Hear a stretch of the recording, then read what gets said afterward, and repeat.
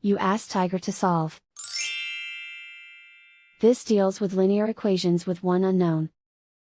The final result is r equals 2. Let's solve it step by step. Simplify the expression. Group like terms. Simplify the arithmetic. Group all constants on the right side of the equation. Add 7 to both sides. Simplify the arithmetic.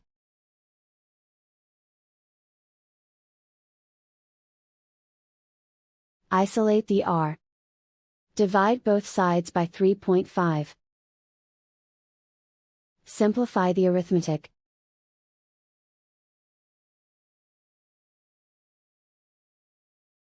And so the final result is r equals 2.